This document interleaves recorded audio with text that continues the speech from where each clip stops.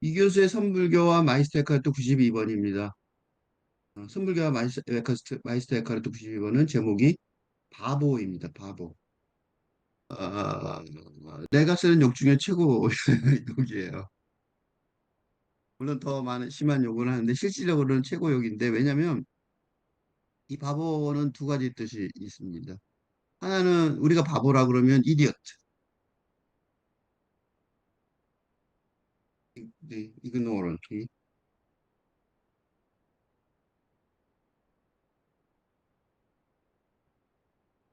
무지한, 그러니까 반대말이 똑똑한이죠. 똑똑한 사람. 반대말이 인텔리전트.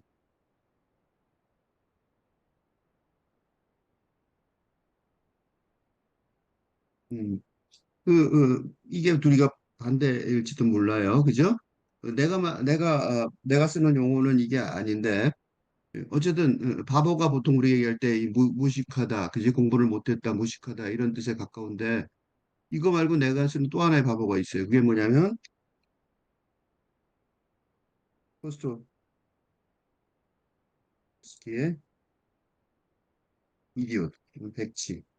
백치라는, 이것도 바보죠. 이때 바보는 어떻게 보면 신성한 바보죠. 응? 이때 바보는 아주 존경스러운 바보, 신성한. 뭔가 신성한 바보도 있다는 거예요. 신성하고 무능한 바보예요. 그 도스텝스키의 소설 백치는 내가 제일 좋아하는 소설이라고 대학생 때는 아주 난 백치처럼 살고 싶다라는 말을 하고 살았는데 그 정도로 좋아했던 소설인데 약간 낭만적인 거죠, 목표였죠. 그러니까 백치 바보라는 말이 두 개가 있을 수가 있어요. 이거는 지적인, 그죠? 이거는 근데 교육의 차원에서 음, 지적인 바보를 말할 수 있는 거고 이 도스토옙스키의 백지 신성한 바보는 이거는 어, 도스토옙스키라는 사람이 탈근대 소설의 아버지죠 거의 탈근대 그 담론의 정적인 차원에서 그러니까 그 근대적인 거하고 정반대 얘기니까 그지? 즉 근대적인 세상에서 어쩔 수 없이 부정자유로 무능한 그래서 백치가 있단 말이죠. 이 두 개의 바보라는 개념이 있을 수가 있어요. 왜 이런 두 개의 바보라는 개념이 언제나 개념이 이렇게 두 개냐면 지금이 지금부터 아니죠. 지금이 아니라 오래전부터죠. 언제부터냐? 19세기 말부터 19세기 말부터 그 근대에서 밝은 대로 혁명적으로 바뀌는 시대 전환의 그 상황입니다. 전환의 어? 전환의 시대 상황으로 그러니까 그러니까 이게 두 개가 그러니까 뭐예요? 시대 상황이네. 그게 무슨 소리냐면 두 개의 시대가 그죠?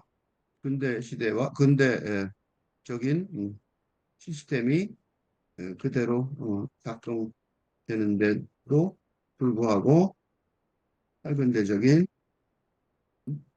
세계관이 점점 더 우위를 점하고 있는 현실 슬로인 그런 뜻이에요. 그러니까 그러니까 이제 근대적인 사원에서 보면 그 지적인 차원에서 바보인지 아닌지 똑똑한 사람이 돼야 되는 거죠. 그래야지 소위 말하면 전문가는 이쪽이잖아, 그죠? 전문가는 이쪽이란 말이죠. 그래서 뭐 변호사니 다 똑똑한 사람들이죠. 그게 뭐 스카이에 가고 대학 가고 그러면 다 이거 이쪽이잖아요. 근데 문제가 뭐냐면 세상이 바뀌고 있는 중이라서 도스토옙스키의 백치가 바보라고 무시하고 거의 거지 같은 바보죠.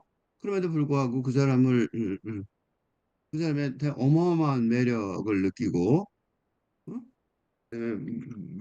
무능하다고 말은 하지만 하면서도 그 사람의 그 의견을 굉장히 중시하고 이렇게 된단 말이죠.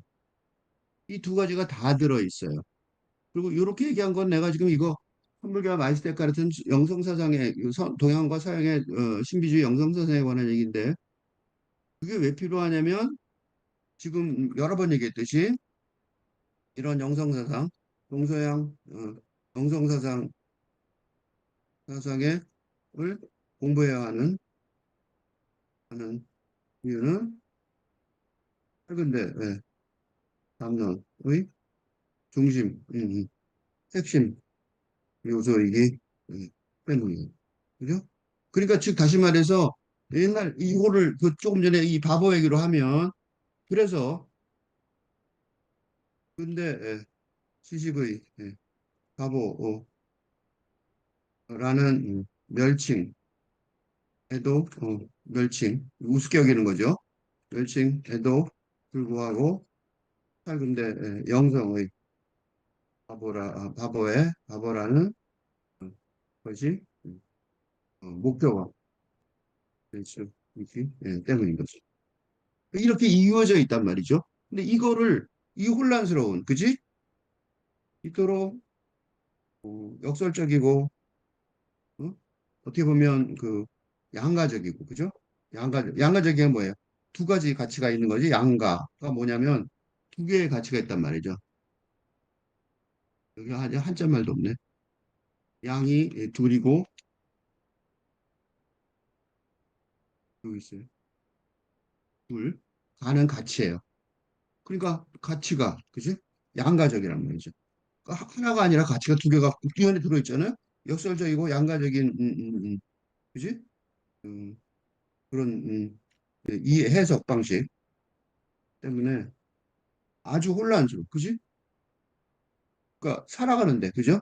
세상을 해석하고 이해하고 음, 설명하는데 어려움을 겪고 있어서 이런 그지? 이런 그지? 이런 그 신비주의 이런 신비주의 정성사상을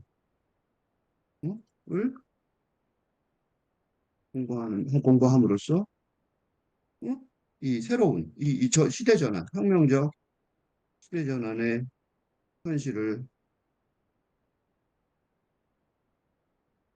분석하는 도구를 마련하려고 합니다. 이렇게 얘기하면 무슨 꿈나라 같은 이게 무슨 혼란스러운 얘기냐 싶지만 놀라운 얘기는 뭐냐면 내가 단호하건대 실제가 단호히 주장하는 것은 음? 이런 현실에 쓸모가 가장 없을 것 같은 공부야말로 음? 어, 지금의 현실에서 가장 음, 두려운 무기, 현실의 경쟁 사회에서 가장 무기가 됩니다. 거짓말 같죠? 하나만 예를 들게. 예를 들어 회사원이라고 회사원이라면 뭐가 가장 어려운 줄 아세요? 회사원이라면 성공하려면 어떻게 돼요? 우리 한국은 수출, 음, 격변하는 지금 좀 격변하죠. 격변하는 경제 상황 때문에 어떻게 돼요? 격변의 경쟁이 많죠? 미국의 압력, AI의 등장, 로봇이나 등등 음, 감당할 수 없을 만큼 격변하는 경제 상황 때문에 뭐가 제일 중요해요? 때문에 가장 중요한 영역은 세상이 어떻게 바뀌어 나갈까 합니다. 그를 파악하는 그를 어, 예상하는 예측하는 이걸 어떻게 예측해요? 그러니까 지금 이게 뭐랑 비슷하냐면 가만히 보세요. 이게 뭐랑 비슷해요? 이는 이는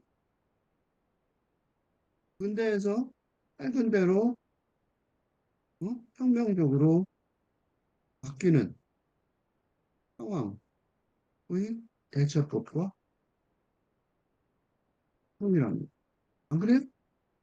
그래서 지금 공부하는 영성 사상이야말로 어? 그래서 비즈니스맨이 성공하는 지름길, 공부의 지름길입니다. 아니, 어쩌면 이게 시간을 들여 공부해야 할 유일한 커리큘럼이라고 일지도 모릅니다. 그 다닐 필요 없이 이것만 공부해도 될지도 몰라요. 더 대학원 다니고 그럴 필요 없이. 그 정도로 중요한 거란 말이죠. 거짓말 같죠? 너무 이렇게 강조하는 게 이상한 것 같죠? 난 성공 사례가 많습니다. 응? 그래서 만약에 나는 돈 잘 벌고 살 거야 말이잖아요. 그럼에도 불구하고 이 공부를 하셔야 됩니다. 다음 읽어보겠습니다. 한 스님이 물었다. 무엇이 바보 같은 사람입니까? 이 한 스님이 물었다 그랬죠. 한 스님.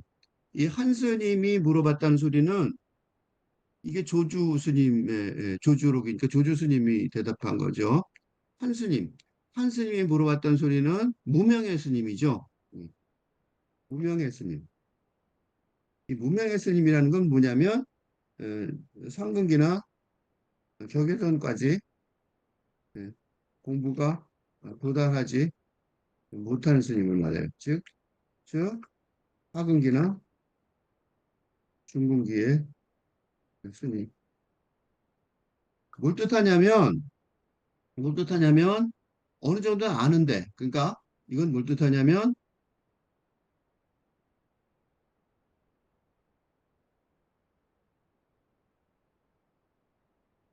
즉 이는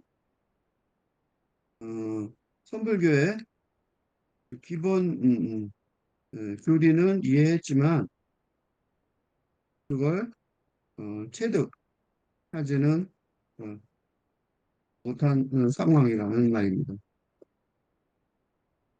그러니까 이제 그런 글들을 여기서 본 거예요. 그래갖고 깨달으려고, 그지? 그러니까 이게 이런 게 남은 이유가 뭐냐면 이 화두, 이 공안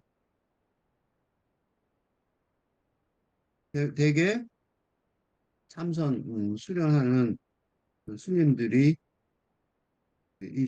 그중 하나나 두 개를 붙들고 음, 하기 하는 음, 것인데 음, 어떤 것이든지 그 하나나 둘을 둘의 진리를 깨치면 깨치면 그쵸 깨친 자 각자 각자라고 그러죠. 각자가 될 수 있는 그러니까 입구가 무지무지 많은 거죠. 그중에 자기 성격에 맞춰서 왜 이렇게 많냐면 그 본인 그 타고난 성품에 맞추어 화두나 화두 공안을 선택하여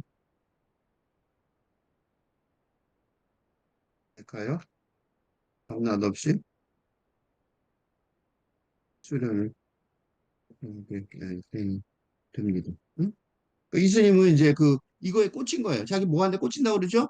이스님은 이제 바보 같은 사람이 꽂힌 거예요. 바보 같은 사람이 뭐가 중요한 것 같단 말이죠. 그 바보 같은 사람이 되면은 성공할 것 같은 느낌이 든 거예요. 그치? 그러니까 이게 이제 아까 우리가 공부한, 그치? 영적인, 영성의, 응? 대가는, 뭐예요? 이게 탈근대 영성의 대가죠? 그러니까 일상이라는 게 근대적이라고 말했지만 사실은 3천년 농경시대부터 3천년 전 농경시대부터 지금까지 이어져 온 그지? 성장 중심의 성장과 발전 중심의 세계관에 비추어 볼 때 뭐예요? 바로 같은 사람이라고 여겨져 왔기 때문입니다. 그러니까 그래서 지금 그래서 천년 전 화두 조주 스님 시절에 천년 전 조주 스님의 화두에 지금도 화두가 지금도 적용이 가능한 현실 적용이 가능한 거죠. 현실 적용이 가능한 것이 되는 이유입니다. 어? 지금도 그래서 현실 적용이 가능한 거예요. 그러니까 성장 중심의 이런 사고방식은 근대 자본주의만 온 게 아니라 3천년 된 거예요. 내가 근대 자본주의만 맨날 얘기하는데 그거는 3천년 전 얘기해봐야 그럼 내가 그 설명 어떻게 다 해요? 그걸 다 언제나 그렇게 말할 수는 없잖아요. 그러니까 예의상 그러니까 지금 근대 시대까지 그지? 근대 시대만 얘기를 한 거죠. 그러니까 무엇이 바보 같은 사람입니까? 이건 무슨 소리냐면 왜 부처를 바보 같은 왜 바보 같은 사람이 부처가 되는 것입니까? 이 소리예요. 내가 읽어보니까 바보 같은 사람들이 다 부처가 된 것 같단 말이죠. 예를 들면 이게 말이 돼? 뭐 이런 말이 있어? 근데 사실은 바보 같은 사람이 원조가 석가모니 부처죠. 석가모니 부처는 어땠어요? 석가모니 부처는 왕자로서, 그지? 아주 큰 왕국의 왕자로서, 그지?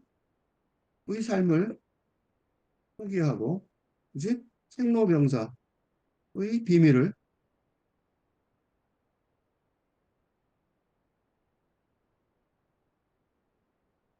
해치려고 목숨을 바쳐서, 진짜 목숨을 바친 거예요.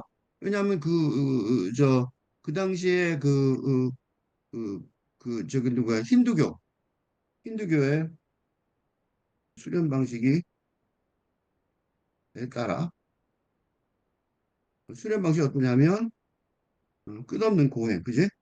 끝없는 고행으로 이어지니까, 이어지는 등 목숨을 바쳐서 수행을 한 다음에 그런 것도 벗어나서 어? 그렇게 고행하는 건 자기 학대, 그지? 음, 육체적 육체적 학대 방식을 포기하고 보리수 아래에서 우유를 받아 마시는 등 그러니까 그 힌두교 전통에서의 구루 큰 스승이 되는 길도 벗어나는 거죠. 벗어나는 등 계속해서 음, 세속적이거나 종교적인 성공의 길을 포기하였던 것이니까 음? 이 선불교의 그지? 예, 예, 참선의 모델이 되는 음? 석가모니 부처의 삶 자체가 계속적으로 계속적으로 해석한다면 바보 같은 사람이라고 정의할 수 있을 것입니다. 왜 이렇게 길게 설명을 하냐면 조조스님의 대답 때문에 그래요. 계속해서 조조스님 대답을 밑에서 보고 있었죠? 내가 그대만 못하다.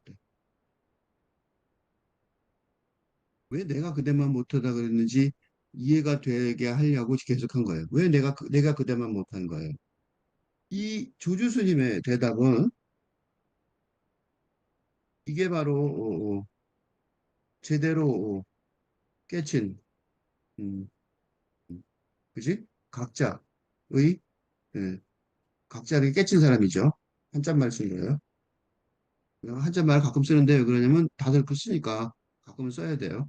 그렇지 않으면 무슨 소리인지 내가 하는 얘기를 듣고 다른 책 볼 때 무슨 소리인지 못 알아듣잖아요. 그지? 각자의 어, 그 수준을 음, 증명하는 음, 그지? 내용이 들어있는데 이러면 이게 뭐 어떤 내용이 들어있는 거냐면 정말로 공부를 제대로 한 사람은 예를 들어 우주, 어, 팽창우주론, 팽창우주론 지금 우주가 팽창한다고 그러죠? 끊임없이 팽창한다는 거예요. 이게 천문학에서 어, 팽창우주론을 천문학자라면 팽창우주론을 어떻게 돼요? 빅뱅에서부터 수십억 년 전, 몇 년 전이라고 아이 그것도 나오죠. 잘 모르는데 나는 어, 빅뱅 빵 처음에 터져서 이후 어, 우주가 끊임없이 끝없이 이게 어떻게 풍선도 터질 텐데 어떻게 끝없이 그러는지 모르겠는데 하여튼 끝없이 팽창한다는 빅뱅 이후 수십억 년 전 빅뱅 이후 그 판단한다는 우주론을 어, 알 뿐만 아니라 잘 알 뿐만 아니라 초등학생에게도 친절하게 이해할 수 있게 이렇게 설명할 수 있을 있을 것입니다. 어, 그러니까 그런 식으로 있을 것처럼 있는 것처럼 이게 뭐라 그러냐면 방편이라고 그래. 방편.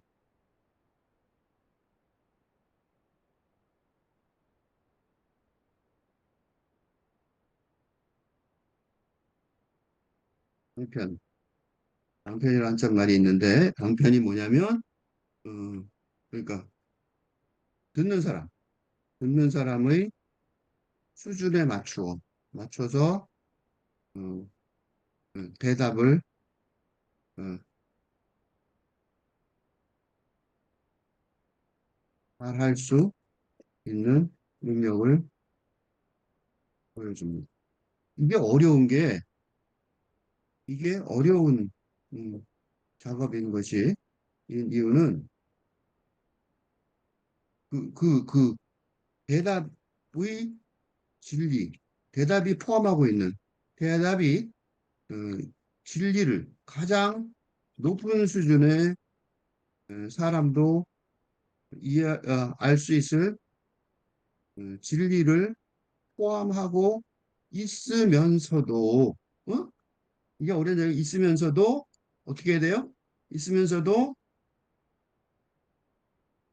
질문자의 낮은 수준에도 에서도 알 수 있게 하는 내용을 내용이 들어 있어야 하기 때문입니다. 그러니까 조금 전에 조조 스님이 한 대답은 이 두 가지로 봐야 돼요. 그러니까 조조 스님이 그랬어요. 바보 같은 이거 어떻게 어떻게 바보 같은 사람이 석가모니야? 뭐 이런 거지, 그지? 그러니까 그런 거예요. 바보 같은 사람이 석가모니야? 뭐 이런 거란 말이죠. 그렇게 말했는데 그거를 대답을 하는데 바보 같은 사람이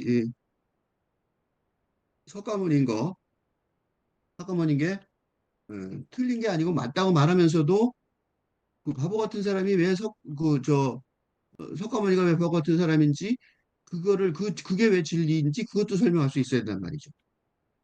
그게 두 개가 들어있는지 확인하는 게 중요해요. 내가 그대만 못하다. 첫 번째는 뭐예요? 첫 번째는 이제 위에다 해볼게요. 첫 번째는 이, 이, 이 스님, 이 한 스님. 음, 낮은 지혜의 스님의 질문. 네, 핵심인 지혜, 네, 선불교의 지혜를 깨친 사람이 왜 바보 같은 사람이어야 하는지, 이게 질문인데, 그지? 이 질문에 하는지라는 질문에 첫째, 그 스님의 차원에서, 그지? 그러니까 보면 세속적인 무능력이나 바보 같은, 음?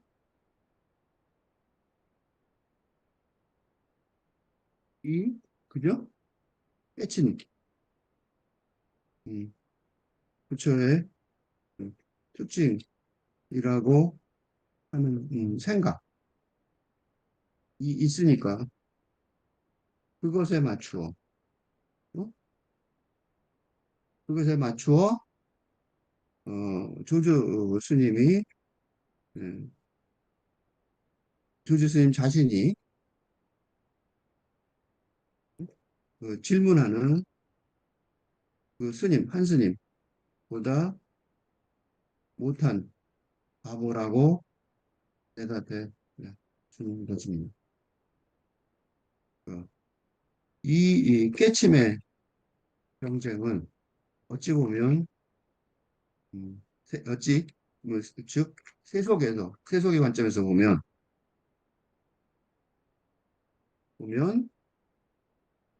뭐예요? 바보 경쟁이죠. 바보가 되려는 경쟁 같아 보일 것이기 때문입니다. 그러니까 여기서 뭐라는 거예요? 그런데 그래서 바보 같다고 말한 거예요. 그런데 이 스님 한 스님이 질문한 이유는 비난, 부정적인 비판이라기보다 어? 왜 어떤 식으로 그런 경지에 도달할 수 있는지 궁금해하는 즉 자신의 공부에 진척이 있기를 바라기 때문에 큰 스님인 조주 스님에게 질문한 것이니까 어? 그지? 그래서 어떻게 해요? 조주 스님이 역설적으로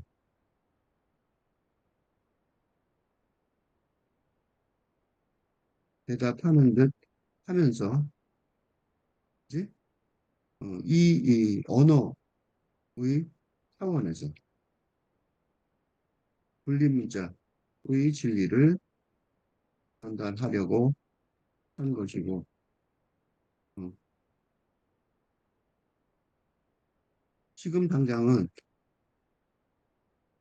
그 의미를 깊게 깨닫지 못하겠지만 그래요? 조준 스님의 대답의 속뜻을 점점 수련을 통해 파악함으로써 어? 깨침의 길로 한 발자국 더 나아갈 수 있게 될 것 같습니다. 그러므로 이 대답은 조주 스님, 조주 큰 스님 자신을 낮추면서 질문한 스님의 답기를 위해 답을 베푸시는 것으로 그죠? 그러니까 큰 스님들은 왜 다 바보 같아요? 그러니까 나도 바보야. 난 너보다도 바보야. 이렇게 말한 거예요. 그치? 쉽게 말하면 그런 거죠? 왜 큰 스님들은 다 바보래요? 왜 다 바보라 그래요? 그러니까, 응, 그래. 근데 내가 너보다 내가 더 바보야. 라고 얘기한 거예요. 근데 질문하는 거 보세요. 이 질문과 대답의 과정은 뭐예요? 질문과 대답의 과정은 전제가 뭐예요? 전제가 이, 이 질문과 대답의 과정의 전제는 뭐예요? 음, 질문자보다 대답하는 조주 스님이 더 똑똑하다. 음, 것인데, 그죠? 이런, 이런, 기존의 학습 관행이 전복되라는 것을 알 수 있습니다. 그치? 선생님 이거 좀 알려 주세요. 나 잘 모르겠어요. 그랬더니, 난 너보다 더 몰라. 이렇게 말한 거예요. 그러니까 이게 말이 되냐고, 그죠?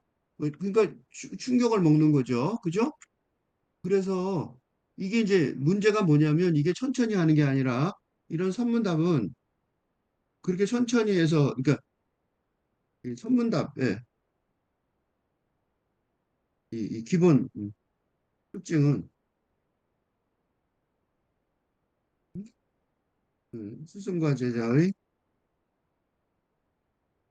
바로 현장 교육 방지, 즉 질문과 대답이 즉석에서 이루어지고 나중에 천천히 생각하면서 검토하는 방식으로 즉 근대적인 학문 연구의 방식으로 진행되지 않습니다. 왜 그러냐면 이는 그러니까 영적인 차원에서의 그러니까 현실적인 차원이 아니라 영적인 차원에서 언어만 빌려서 어? 즉 불린 문자로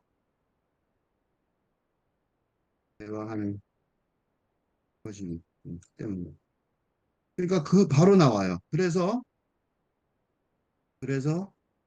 제자 질문자의 음, 영적 수준이 즉시 드러나는 경향이 있습니다. 그래서 뭐라고 대답하냐면 저는 스님을 이길 도리가 없습니다. 저는 스님을 이길 도리가 없습니다.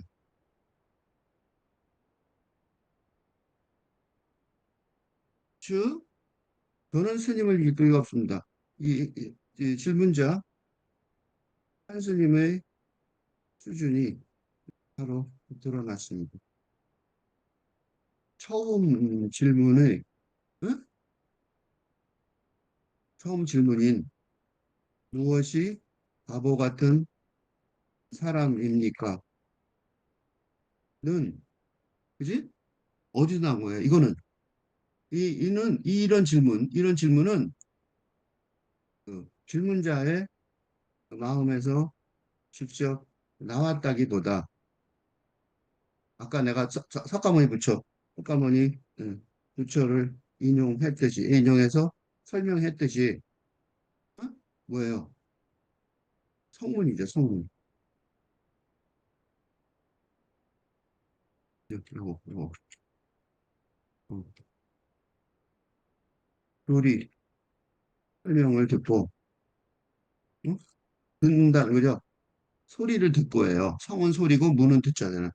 소리를 듣다 이런 뜻이죠. 직역하면 어, 소리를 듣다 의 차원. 즉 소리를 듣고 어, 깨달은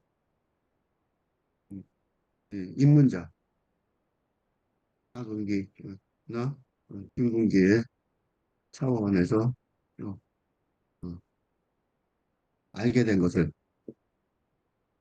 증명한 것입니다. 그렇죠? 처음엔 그랬단 말이에요. 처음엔 누구나 그러잖아요. 그러니까 이게 공부의 과정이란 말이에요. 그지? 그러니까 무슨 공부를 하든 그러니까 엘리어트가 T.S. 엘리엇이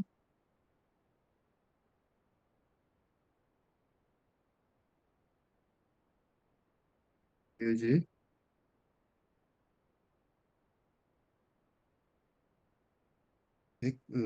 모방하지 마. 베끼지 말고 훔쳐라. 고 말했던 응? 무슨 분야에서든 그지? 끼지 말고 훔치라고 말했던 무슨 분야에서든 무슨 분야에서든 창작이나 뭐 예술 창작인 시창작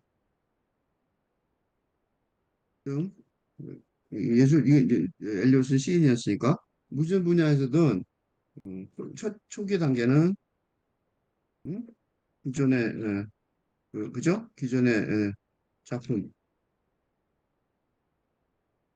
음, 기존의 작품을 모방하는 듯한 음,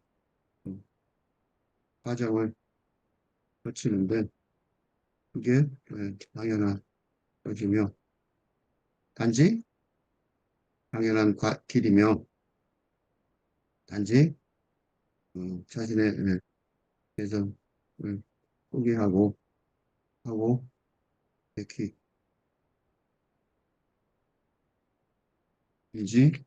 말고 자신의 것으로 완전히 수거하여 전혀 다른 작품을 창조해내면 된다는 말입니다.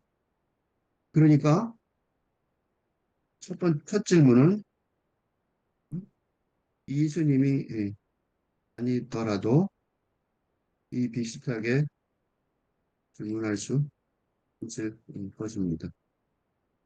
즉, 바보 같은 사람이 누구인지 무엇인지 예, 질문하는 건 음? 불교 공부를 공부에 본격적으로 뛰어든 사람이라면 어느 정도 할 수 있어요. 네. 그런데 조주 스님의 역설적인 예, 답변, 예, 즉, 즉, 내가 그대만 못하다라는 음, 문장은 이 스님의 질문자 스님의 논리적인 사고 방식을 멈추게 하는 방식의 흐름을 멈추게 하는 효과를 그래. 이게 뭔 소리야 이러고죠. 왜냐하면 질문자가 대답하는 기를 기대한 스승이 더좀 바보 같다고 더 무식하다고 고백을 했기 때문입니다. 왜 그랬을까요? 이는 질문자가 더 이상 더는 이전의 성문 그러니까 듣고 깨달은 거죠.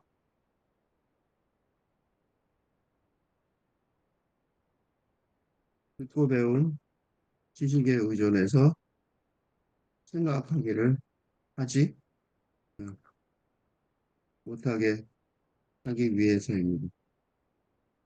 즉, 자신이 진짜로 알게 된 것이 무엇인지 어? 알아내는 다시 작업입니다. 그래야 그 수준에서 계속 공부를 해 나갈 수 있기 때문입니다. 필자가 자주 쓰는 사용하는 러시아 속담. 비뚤어진 너의 눈을 믿어라. 처럼 음, 외부의 자료를 이용해서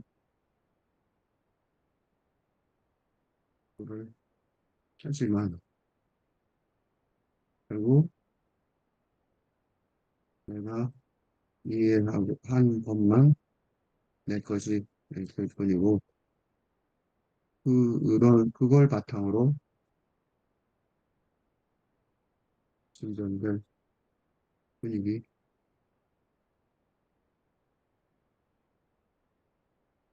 진전될 분위기 때문입니다. 그래서 이렇게 물어본 거예요. 응? 그래서 뭐라고 그랬냐면 내가 너보다 더 바보야. 내가 너보다 못하다. 그러니까 뭐라고 대답하냐면 저는 스님을 이길 도리가 없습니다. 라고 대답했어요. 다시 돌아가서 이제 해보면 그건 뭘 뜻해요? 이 스님은 수준이 바로 드러난 거죠. 이 질문자 스님은 아직도 뭘 가린 거야? 세속적인 음? 적인 사고방식을 완전히 버리지는 못한 게 드러납니다. 그치? 그러니까 질문은 잠깐만이 부처의 응? 하고 같은 사람이 되는 길, 깨달음의 깨침의 길에 관한 길이 무엇인지, 그지? 무엇인지, 이제 인데도 이 질문자의 속내는 뭐였어요? 이기고 싶은 거야, 그지? 이기고 싶다. 똑똑해지고 싶다. 읽은 것이 그, 뚜렷하게 만천하에 드러납니다. 즉, 구주 스님, 큰 스님을 자기 같은, 자신 같은 하군기, 중kun기 스님이 이율조리가 한 말은 뭐예요? 불교의 깨치, 깨달음의 이 불교의 선불교 수련에 선불교 수행에 뭐가 있어? 계급, 그지? 클래스 있다는 것을 전제로 하고 있습니다. 그러니까 절에 가면 예를 들면 주지 스님이 있고 절에 사찰에 큰 스님이 있는 건 일종의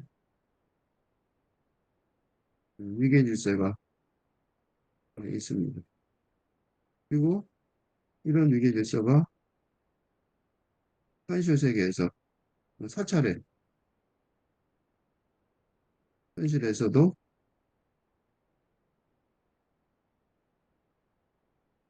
잘 적용됩니다. 큰 스님이나 주지 스님이나 큰 스님은 그의 방이나 대접이 다르기도 합니다. 그죠? 그렇단 말이죠. 그러니까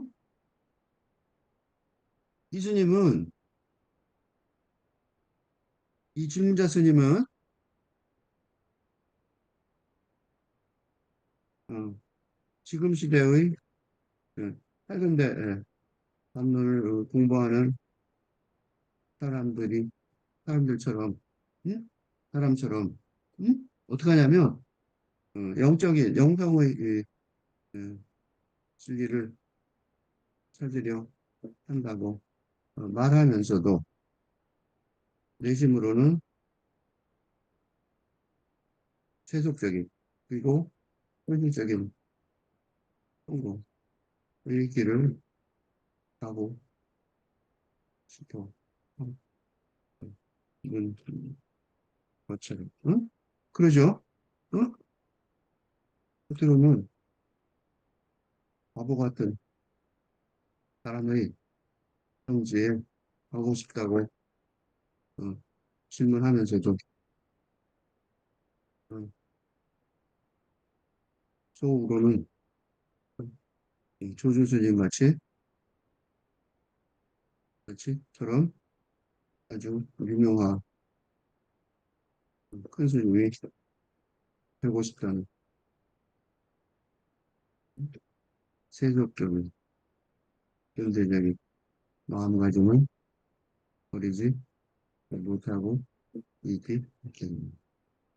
어? 얼마나 바본지 아시겠죠? 그러니까 뭐예요? 스님이 다시 돌아가서 말하는 거예요. 그대는 무엇 때문에 바보가 되었나? 그지? 이 스님이, 이 질문자 스님이 바보 같은 사람,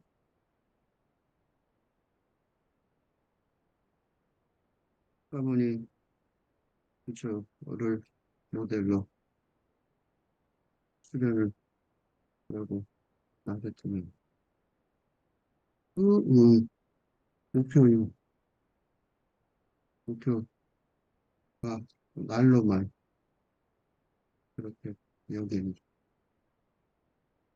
수준이 아주 머물러 있으니까 응? 이중적으로 바보 같은 이거는 그냥이 아니죠. 사람의 이렇게 수준. 응? 그러니까 무엇 때문에 바보 같은 사람이 되는지 모르는 거죠. 그죠? 그러니까 중요한 거는 아까 내가 그 얘기를 했는데 이제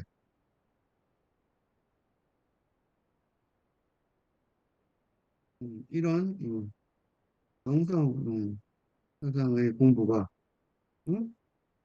지금의 현실, 응, 회사원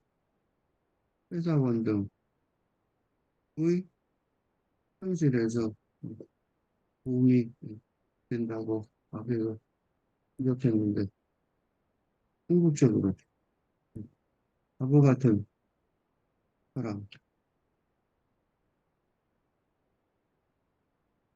사람이 되어야 한다고, 어? 궁극적으로, 영적으로 바보 같은 사람이 되려는 길로 살아가는 것이 회사원으로서 성공하는 데에도 아주 중요한 마음가짐이 될 것. 이스님처럼. 그러니까 이스님, 이 질문자 스님처럼 이중적으로 생각한다면 결국 자기 모습에 빠져 뭐 회사원으로서도 실패할 가능성이 있어. 웃기는 얘기예요. 그러니까 회사원으로 살아가는데도 영성사상을 공부를 지금 이 같이 우리는 공부를 해야 되는 거야. 질문을 한마디로 말하면 뭐예요? 왜 바보가 되는가? 그죠? 그리고 바보라는 거의 판단 기준은 무엇인가? 라고 볼 수 있어요. 이거를 설명하는데 내가 지금 이것저것 설명을 길게 했지만 사실은 이거는 선불교 내부에서 설명한 거고 다른 관점에서 설명을 더 쉽게 하는 경우가 있는데 그게 바로 지금 내까지 이 선불교 마이스테카르트라는 이 시리즈의 기본 전략이죠. 어, 그러니까 마이스테카르트 그죠? 마이스테카르트의 어, 설교 전집 그죠? 설교 전집을 해서 이것도 똑같이 이 서양의 영성사상이니까 이 영성사상을 가지고 거기에 맞추는 다 맞지만 거기에 맞추는 내용을 보면 훨씬 이해가 쉬워진단 말이죠. 여기서 써 있는 게 바로 그거예요. 신은 자기 신의 이름이 없다. 이 마이스터 카르트 읽을 때 조심해야 될 게, 이 마이스터 카르트 읽을 때 요거 조심해야 될 게 하나 있어요. 뭐냐면 마이스터 데카르트. 우리 신은 음, 그리스도교의 성부, 성자와 성령의 삼위일체를 말하는 게 아니라 그 삼위일체를 어, 포괄하는 아버지 같은 거죠. 신성, 가테드라고 그래요.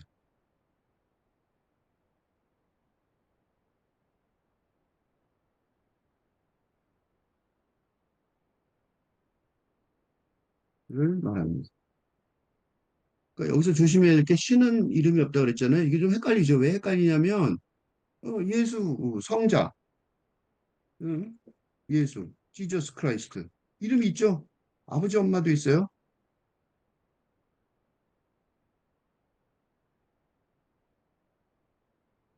성모 마리아와 요셉의 그 부모가 있는 어, 예, 예, 예수라는 점에서 그 뜻이 아니에요. 신은 자신의 이름이 없다 그랬죠. 신은 자신의 이름이 없다는 말은 그래서 조심해야 돼요. 이건 뭐예요? 그러니까 그러면서 마이스터 에크하르트가 말하는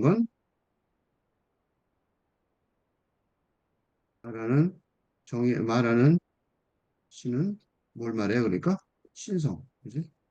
응? 이게 그 읽기가 어려운 거예요. 마이스테크 이게 바로 이제 논란의 지금 내가 말하는 신성이라는 개념은 아마 그리스도교회는 카톨릭, 개신교는 물론이고 가톨릭에서도 어, 예, 회피하는 그냥 신성은 그지? 신성은 회피하는 개념인데 이 신성의 개념이 없다면 신비주의 영성사상은 이해해서 이해 설명할 수 없습니다.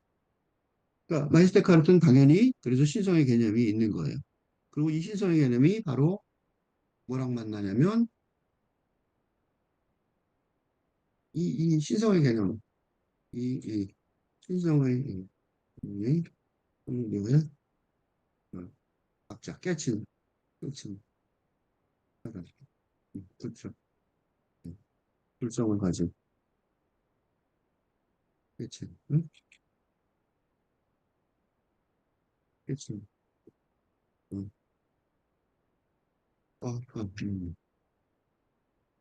그래서 이 두 개를 이룰 수 있는 거예요. 그냥 성부는 누구예요? 성부는 뭐예요? 성부도 이름이 있어요. 예를 들면 그래서 이 성부의 이름이요.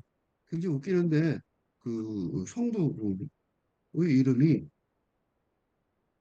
I am who I am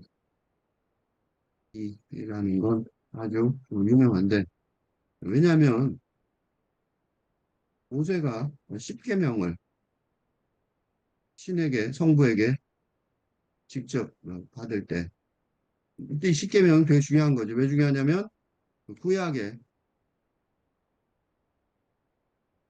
핵심 사건인데 이 십계명을 그러니까 이집트에서 그지? 기적을 뭐 여러 가지 이집트에서 탈출하여 시나 사막을 그지? 아라비아 사막을 가로질러 그죠? 홍해를 건너 그지? 홍해를 건너 아라비아 사막을 40년간 대회하는 동안 중간에 신이 유대 민족을 선택하여 어? 유대교를 어, 어, 만들게 하는 사건이기 때문입니다. 그래서 이 십계명을 핵심으로 유대교가 있는 거예요. 이게 전부인 거예요, 유대교는. 그죠? 그래서 그때 이 어마어마하게 중요한 사건이죠. 유대교한테는 제일 중요한 사건 중에 하나죠. 그때 이 모세가 그럼 누구한테 받았는지 알아야 될 거 아니야. 그래서 모세가 십계명을 받으면서 여호와한테 보면 뭐가 나면 손이 나와서 십계명을 막 밥에 그리는 그런 장면이 나와요. 받으면서 성부의 이름을 묻는데 대답이 그거였단 말이죠. 뭐라고 대답하냐면 나는 있는 자이라고 이게 웃기는 말이에요. 있는 자.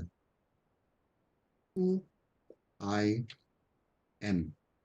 M이 존재죠. 그러니까 즉 현존자, 존재하는 자라는 말. 이 해석은 아주 논란이 많은데 이 해석은 아주 논란이 많아요.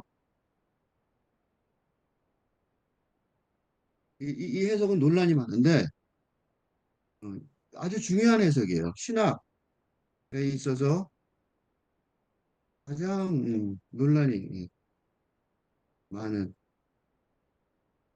해석 구절. 음. 그래서 어느 정도 해석을 해보자면 성부는 말하자면 이 창조주죠. 그지? 창세기의 만물의 창조주. 음. 그런데 구약 성경에서는 뭐 아까 뭐라 그럴까?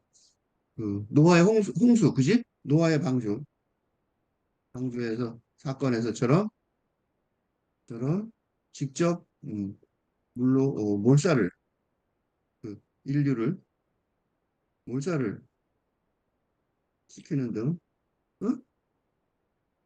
직접 인간 세계와 인간계와 교류합니다. 물론 죽이는 거 뭐 이런 거 하지만 근데 어쨌든 교류하는 거잖아요. 그지? 그래서 그 교류를 한단 말이에요. 그러니까 성부는 만들어 놓고 창조해 놓고 창조한 뒤 피조물과 관계를 맺는 이 관계를 맺어 오는데 바로 이런 관계의 신과 인간의 관계에 관한 기록이 구약성경입니다. 신이 이 성부의 입장이 아주 묘해요. 그죠?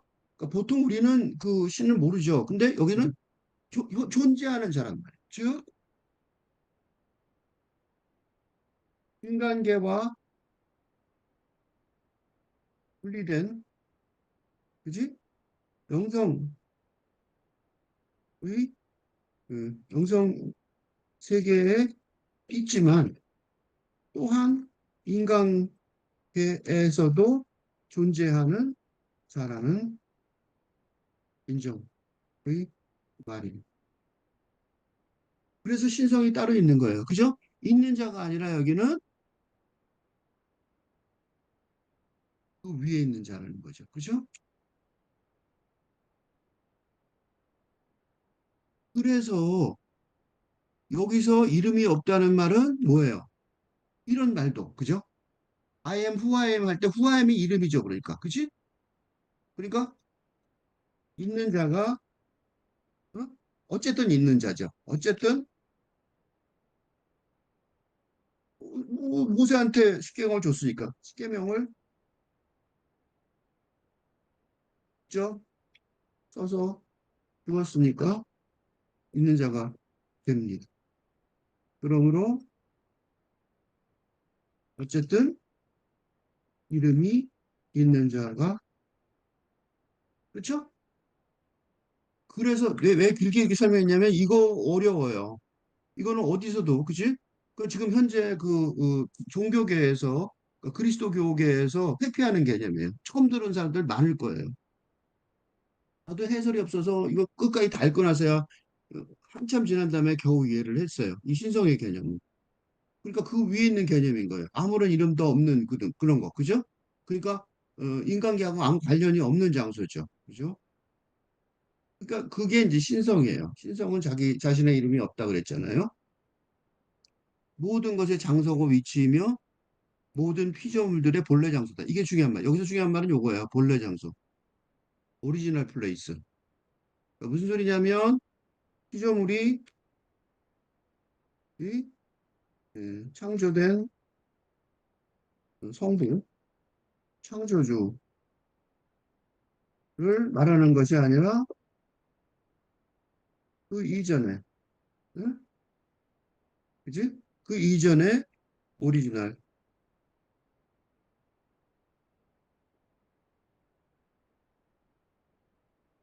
플레이스라는 말입니다. 이게요, 불교에도 있어요. 그래서 이게 이것 때문에 불교하고 막 연결되는 거예요. 이게 이게 그래서 이런 관념 때문에 마이스터 에커르트의 사상이 신비주의 영성 사상이라고. 음, 그리고 이런 신성의 개념은 불교에서 윤회론의 출발점인 시작인 시작이자 끝인 무명, 무명. 불교에서 이거 되게 어려운 말이에요. 무명. 모든 번뇌의 출발점이죠. 그 윤회는 번뇌의 출발점이죠.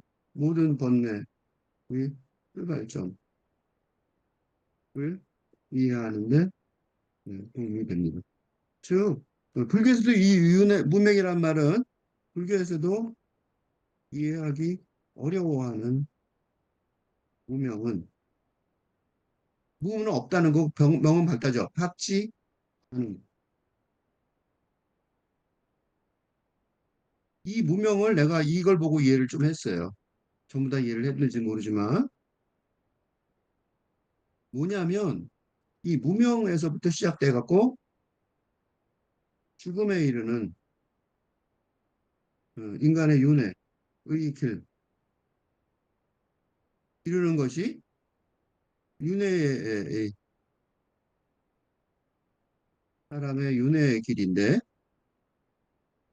어, 팔자미 이전에 뭐가 있을 것 같아요. 그러니까 이 이전, 이 윤회의 길을 이전에 이 윤회의 길 이전이란 말이 뭐냐면 이는 즉 윤회를 벗어나서 깨침에 들어가는 목표의 장소일 텐데, 그죠? 윤회를 벗어나야 되는 거죠. 우리 인간 윤회를 벗어나면 깨친다는 거죠. 그죠? 근데 그 목표 장소일 텐데, 그건 뭐라고 볼 수 있냐? 그건 명. 그죠? 그건 명. 뭐야? 명이 뭐야? 무명이, 무가 아니라는 소리 명. 뭐예요? 요거야. 명. 밝음. 밝음. 그 자체일 것입니다. 응? 그러겠죠? 밝음 그 자체란 말이죠. 그러니까 깨치게 되면 뭐가 있어요? 밝은 곳에 사는 거죠. 어두운 게 한 개도 없는 거예요.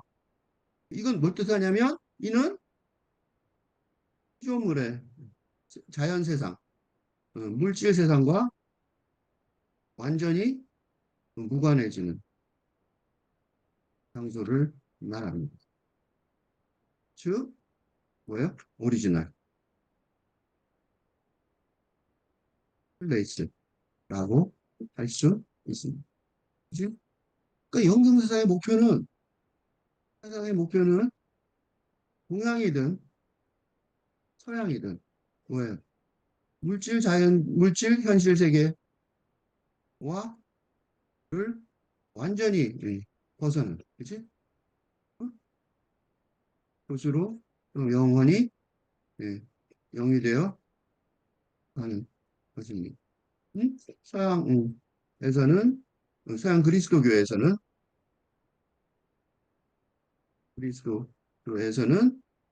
그게 신성과의 하나가 돼. 하나가, 신성과 하나가 되는 탑이고, 어, 동양 불교에서는, 음, 누구에게나 있는 부처의 성품, 불성을 깨달아, 어, 신, 부처가 되는 것입니다. 그치? 그게 뭐예요? 이걸 한마디로 하면 뭐예요? 이름이 없고, 이는 이름이 없고, 즉, 물질 현실 세계의 이름을 붙일 수 없고, 어, 어둠이 없고, 그저 밝음인 세상의 것이라고 규정할 수 있습니다.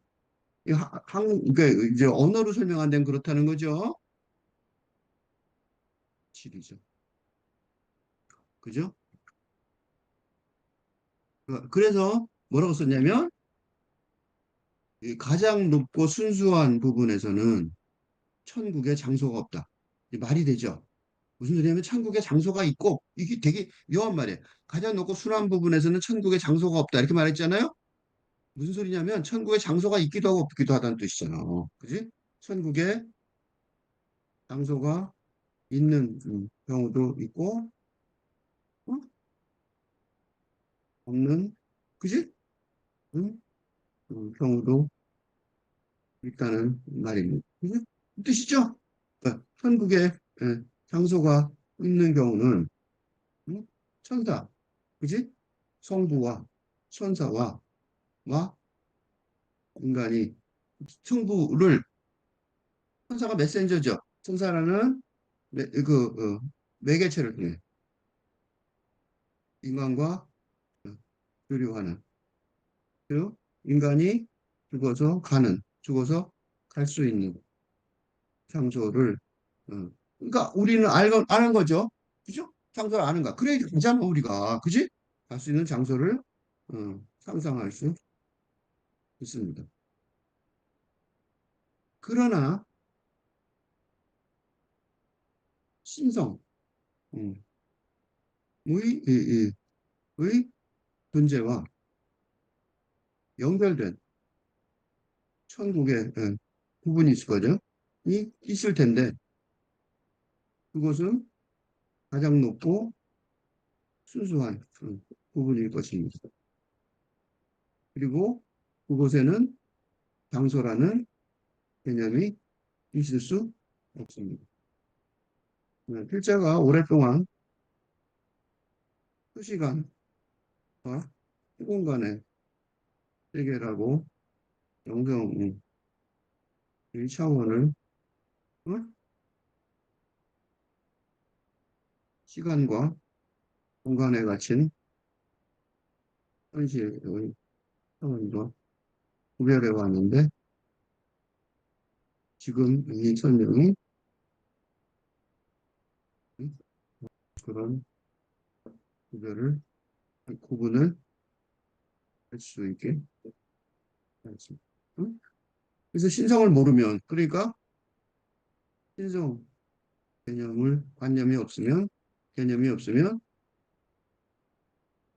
그런 구별이 불가능. 이게 마이스터 에크하르트의 신성 개념이 응? 가톨릭에서 불편해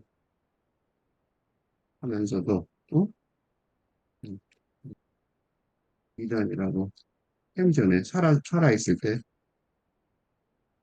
공격할 수 없었던 인물입니다.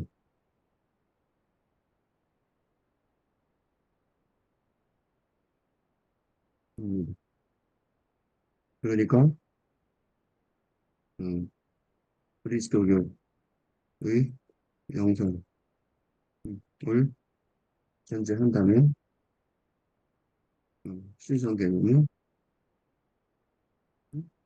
원리적이고 합리적인 개념이기 때문입니다. 그래서요, 살아있는 동안에 어떻게든지 그래서 살아있는 동안 그 마이스터 가트가 살아있는 동안 중앙청에서 소위 똑똑한, 여기 똑똑한이란 말이 나오죠? 똑똑한 사제들을 보내서 토론하게 해야 했는데 전부 다 실패하였고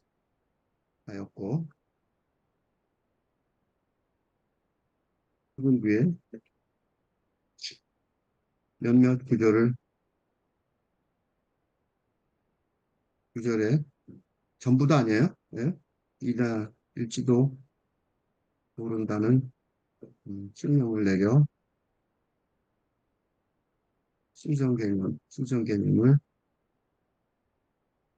하돌린 화제들이, 학생이나 연구자들이 지금까지도 공공연하게 언급하지 못하게 하고 있습니다. 이게 사실이에요. 이게 얼마나 심각한 논란의 장소인지 아시겠죠? 그렇지만 굉장히 중요한 자리예요. 왜냐하면 이 어려운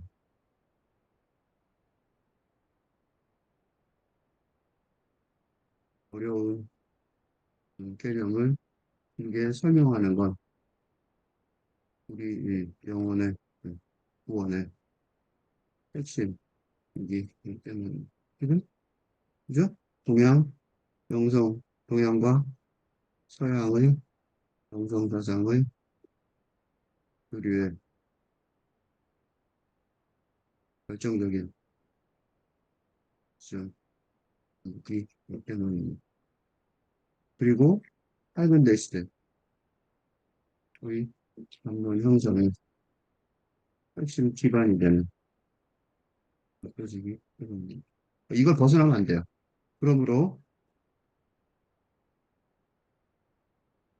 마이스터 에카르트의 신성 개념은 아주 핵심이라고 주장할 수 있습니다. 그죠? 그래서 내가 계속 설명하는 거야. 그냥 지나가는 개념이라는 설명 안 해도 될 텐데 여기가 전쟁터예요. 이거 안 하모르하가 굉장히 큰 차이가 날 거예요. 그러나 하강한 곳에서 작동한 것에서는 이 말이 그래서 중요해지는 거죠. 왜 중요해요? 하강한 곳에 작동한 것에서는 무슨 소리예요? 그지? 그러니까 신성의 차원, 그지? 신성의 차원이 아니라, 그지?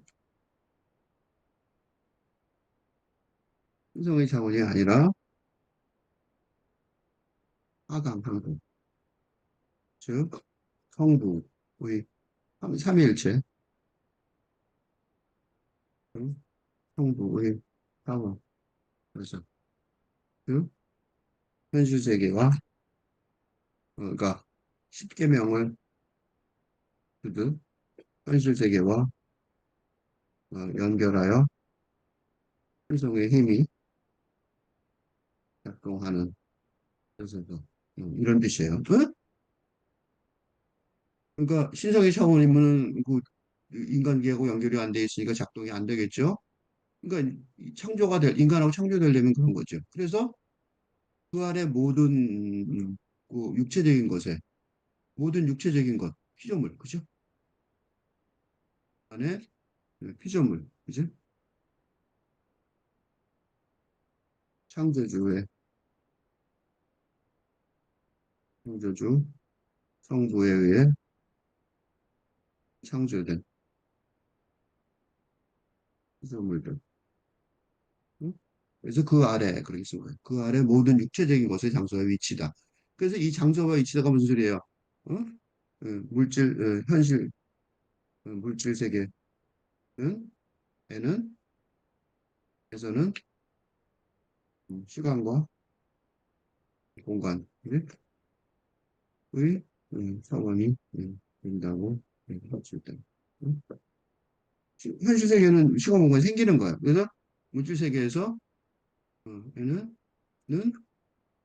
그래서 물질 세계가 시간과 공간에 있어요. 그전에는 시간과 공간이 없는 거죠. 이게요, 굉장히 이상한 소리 같지만요, 되게 이상하지 않은 소리예요. 왜냐하면 뉴턴 물리학에서는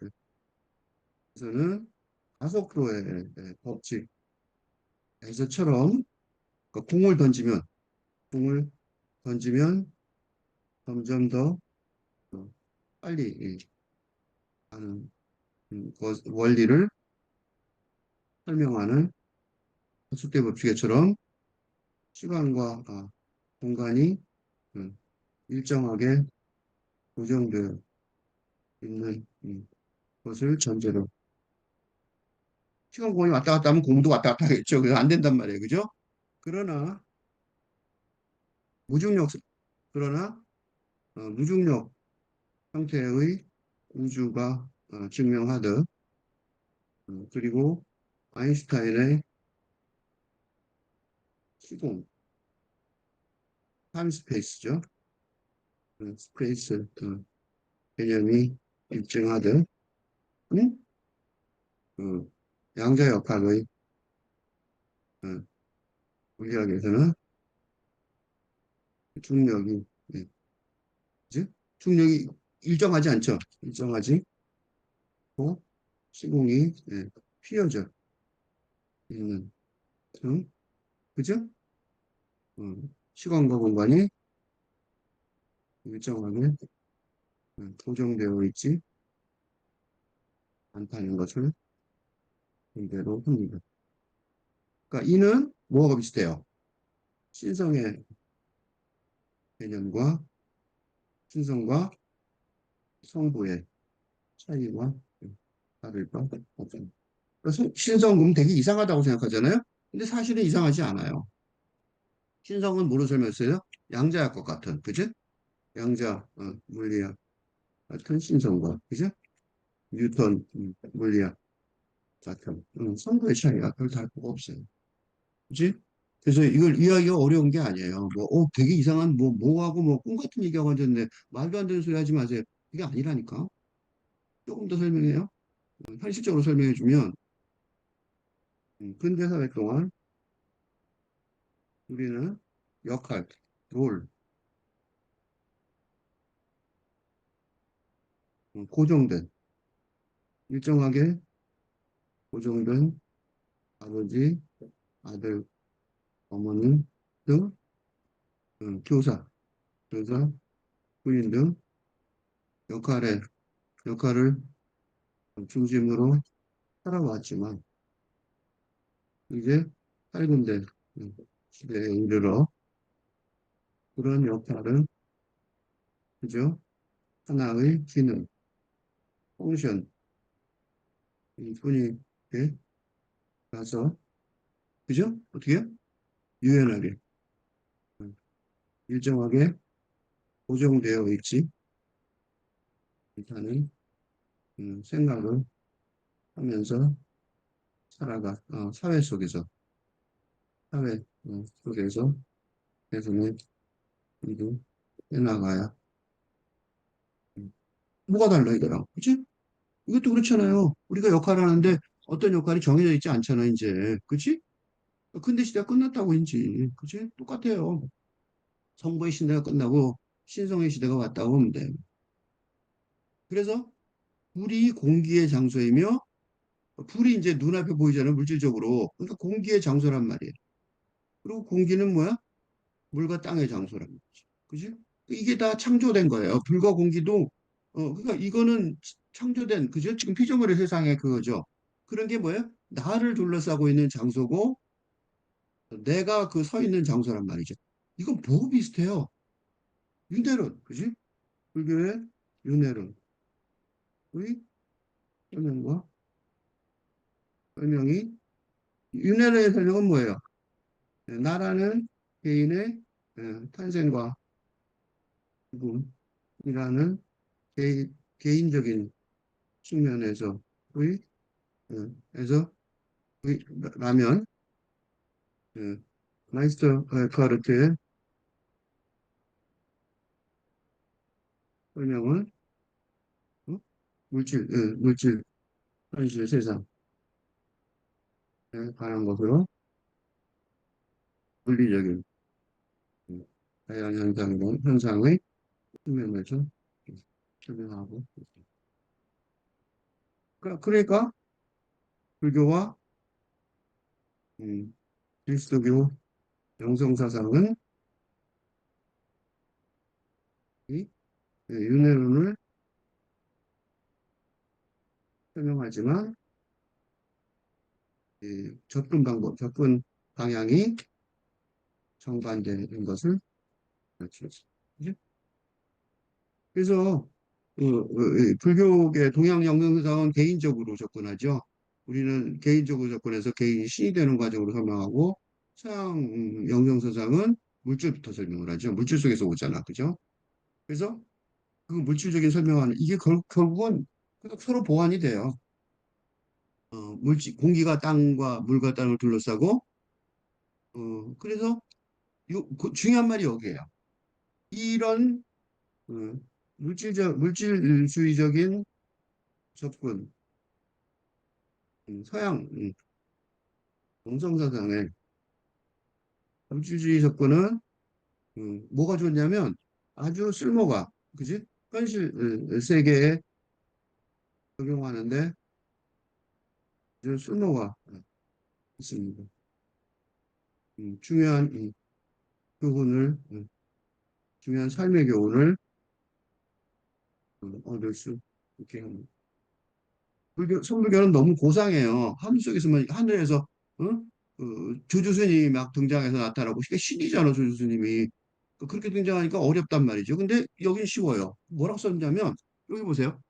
사물이 섬세할수록 힘이 더 세다. 이 멋진 말이에요. 이거 아주 멋진 말이에요. 무슨 착각을 할 수 있어요? 이는 사물이 거칠수록 힘이 더 세다. 사물이 섬세할수록 힘이 더 세다. 사물이 거칠수록 힘이 더 세다는 기존의 상식을 뒤집어 엎는, 전복하는 선언입니다. 그치? 이러면 남자들, 헬스클럽에서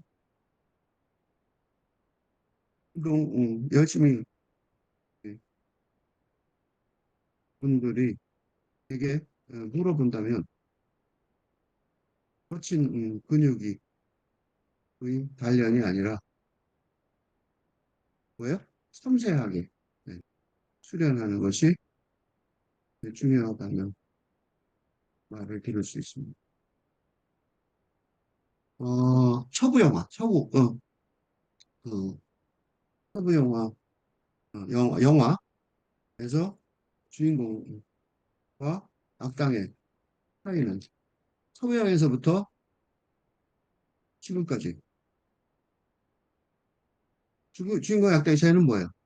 거친 힘과 섬세한 힘, 여성을 취급하는, 그러니까 여성에게 대하는 방식에서 뚜렷이 드러나듯 섬세한 힘과 거친 힘의 차이입니다. 누가 이겨요? 주인공이 섬세한 방식이, 주인공의 섬세한 방식이 예, 결국 이길 때 관객이 또 동의하는 이유입니다. 그리고 이는 근대에서 현대로의 시대적 전환을, 전환의, 전환이 뭐예요? 인류 역사의 자연스러운 흐름임을 수 있게 합니다. 아직도 지구 곳곳에서 거친 힘, 군대를 동원한 전쟁이 지속되고 있지만 인류의 미래는 에서는 섬세한 힘, 지혜가, 그지? 어, 어? 힘을 발휘할 것임을 쉽게 짐작할 수, 그죠? 그러니 성공하려면 미래, 그지? 미래에 성공하려면 거친 이 아니라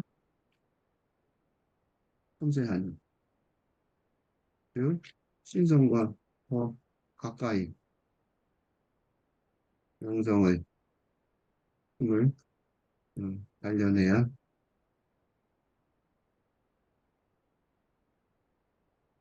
한반도 될수 있어. 그지? 이거 되게 중요한 말이에요.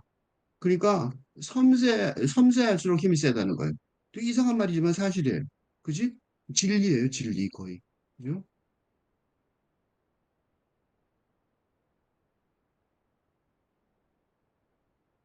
그리고 어떻게 돼요? 그리고 더 거칠고 바로 아래에 있는 것들 안에서 작동할 수 있다. 이게 되게 무서운 말이에요. 제가 주장하고 싶은 건 이게 8근대 시대의 귀족계급을 귀족계급의 힘이 될 것입니다. 음? 더 거칠고 아래에 있는, 그치? 바로 아래에 있는 사람들은 그에게 작동하게 될 힘을 갖추게 될 것입니다. 그러므로 응? 신성과 연결된 영성사상의 힘을 갖추는 건 응? 세속사회, 세속적으로 크게 성공하는 지금 일입니다. 학생이 뭘 배우는지 중요하지 않아요. 이걸 배워야 돼요. 응? 생각보다 굉장히 중요한 말이에요. 그러니까 더 거칠고 아래에 있는 것들에서 작동할 수 있다고 그랬잖아요. 내가 아까 귀족이라고 그랬잖아요. 진짜 귀족. 평민들을 지배한다는 거죠. 그러니까 누가 이기고 지느냐? 이게 뭐예요? 누가 이기고 지느냐? 이게 누가 더 거친가의 투쟁이었다고. 근데 누가 바보가 되느냐? 이게 무슨 소리예요? 누가 더 섬세한가의 투쟁이라. 응? 정말로 바보도 있어요. 응? 정말로 바보도 있어. 그 바보에도 극단적으로 두 종류가 있는 거죠. 정말로 바보. 내 정말로 바보라고 말할 때 생각난 거는 토스텝스키의 백치의 무이스킨이었어요. 그 사람 정말로 바보거든요. 정말로 바보인 게 정말로 대단한 거란 말이죠. 두 종류가 있는 거예요. 하나는 그 조주 스님의 손을 잡고 천국으로 올라가는 바보. 그치? 천국을 넘어가는 거죠. 조주 스님은 천국 위에 있는 거죠. 그 신성의 손을 잡고 천국까지 갈 수 있다는 거죠. 또 하나는 조주 스님의 말을 못 알아듣고 정말로 바보가 되는 바보가 있다. 정말로 바보는 두 종류예요. 여기서는 내가 이제 아래쪽을 쓴 거예요. 둘 다 있어서. 그러니까 천국에 있는 조주 스님, 천국에 있다 그러지만 이건 가장 뭐예요? 순수하고 높은 곳이라고 그랬죠, 아까? 그지? 아까 가장 높고 순수한 곳에 있는 거예요, 조주 스님은. 그게 이제 하강한 곳에서, 응? 작동하는 곳에서, 거기서, 그 아래 모든 육체적인 것의 장사 위치가 되는 거예요. 그래서 내려와서 조주 스님이 설명해 준 거예요. 생각해보라. 왜 조주 스님이 장소를 가질 필요가 없는 천국에, 예, 그죠? 가장 높고 순수한 부분에서 굳이 내려오는지. 왜 내려오지? 뭐 때문에 그래요? 뭐 때문에 그래요? 그래서 이 시는 끝났지만 대답을 써줘야 될 것 같아요. 왜 그래요? 교수님의 한량없는 자비심에 항상 감사드립니다. 내려올 필요가 없는데 내려온 거죠. 황부도 비슷하죠. 왜 내려왔어야 되냐고 쓸데없이. 어? 이건 조주스님만 그래요? 석가모니부터 그러죠? 이게 동서양 명성사상의 힘이고, 이게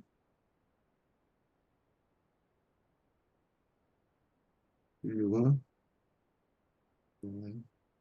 그리고 구원을 이루고 어떻게 될지 잘 모르지만 이 길을 간다면 아마 구원할 수 받을 거 구원이라는 말을 했지만 이때 구원은 인류가 구원하는 거죠. 전쟁에서 벗어나고 그런 길이라고 생각할 수가 있습니다.